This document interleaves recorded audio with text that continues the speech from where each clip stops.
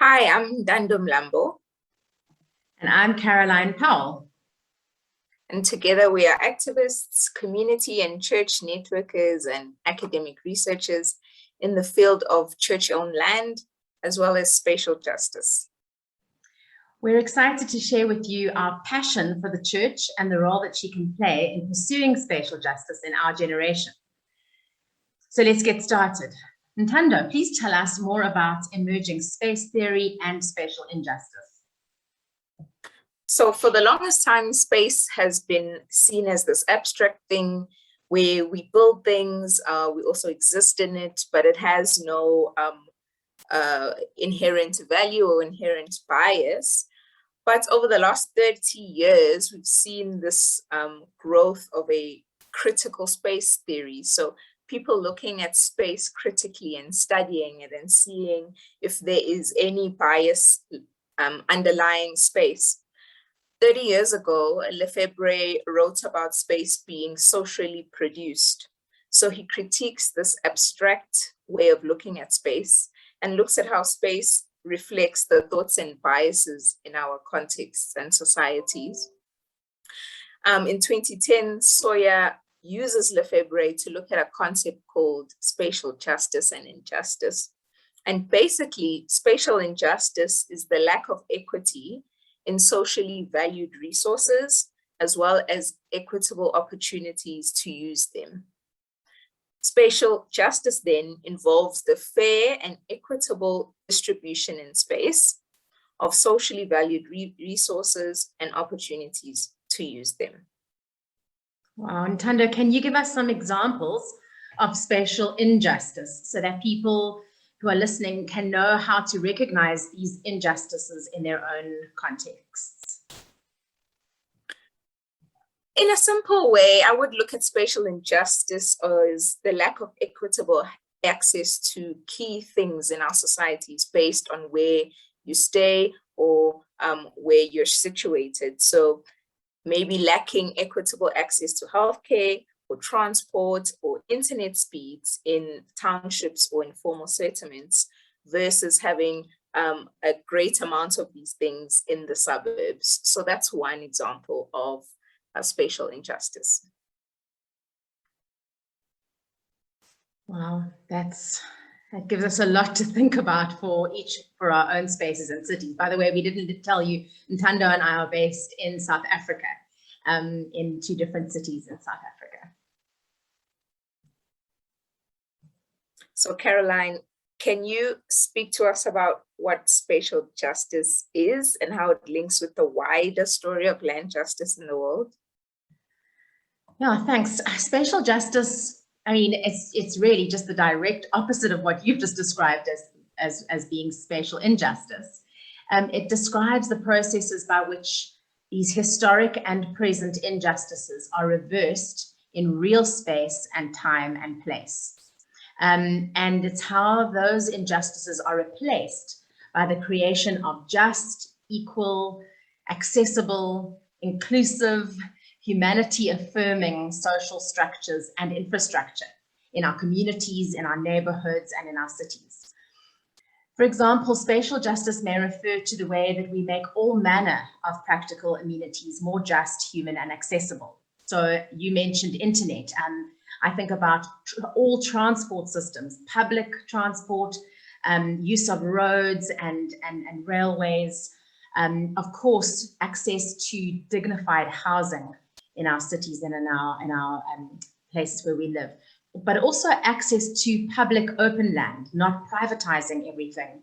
And so that would mean access to recreation and beauty, equal access to cultural activities and the making meaning in our culture, and often in a diverse culture that's working out what that means for a variety of different cultural activities that share the same space. And of course, very closely linked with dignified housing is access to employment and how long it takes for people to travel from where they live to where they need to work and back again. And access to education, as you mentioned, internet, health services, clean water, electrical power. I mean, the list just goes on. It's everything that's needed to be fully human.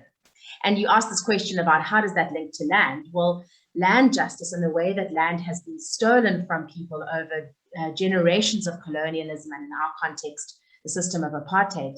But in many countries in the world today, still experiencing land being stolen from people, or people being unjustly moved off the land that they live on. But that can often be quite an overwhelming idea for especially Christians and churches just to get involved with this idea of land justice. Where do you start?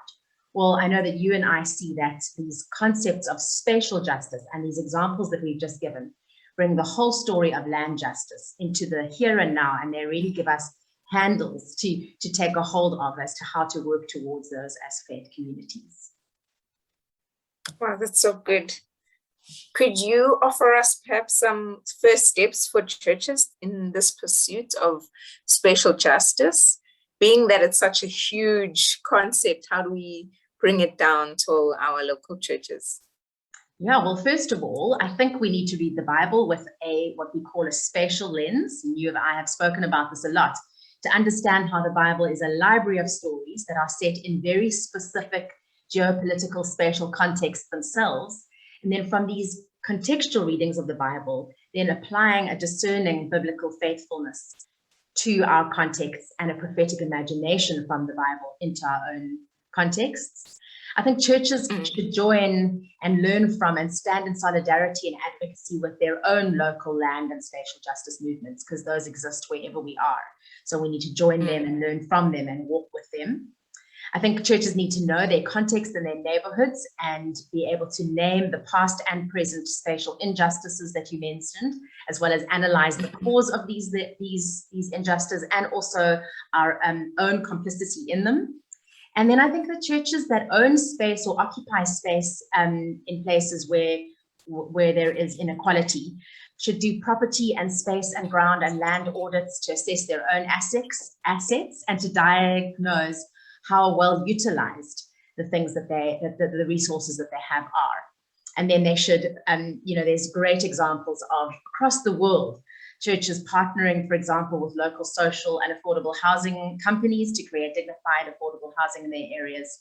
And then also, I think that part of this whole movement would be to become very involved in your local community governance processes to promote a more just and human and faithful agenda in those spaces. So that's just a first set of ideas. Does anything more come to mind for you as you listen?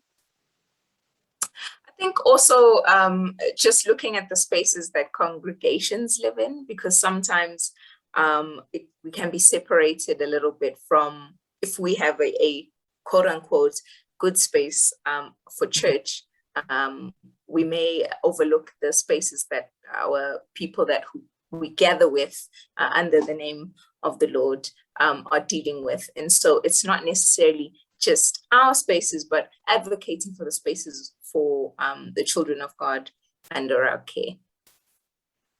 Yeah, so all sounds like a good start. Yeah, it's a good start, and I hope that everybody listening to this is able to just think on their own contexts and situations and are able to read and look prophetically at their own spaces to see a process of spatial justice. We'll have some links on this M.Phatic's talk that you can read through and see different examples as well as different concepts around spatial justice. And we invite you to contact us, Caroline with the Warehouse, and me as a private human being for further discussion and networking, and just discussions around what could be in your own spaces. So we're happy to chat further to you if you so wish. But thank you so much for your time, and we hope you enjoy the rest of the consultation. Bye. Bye-bye.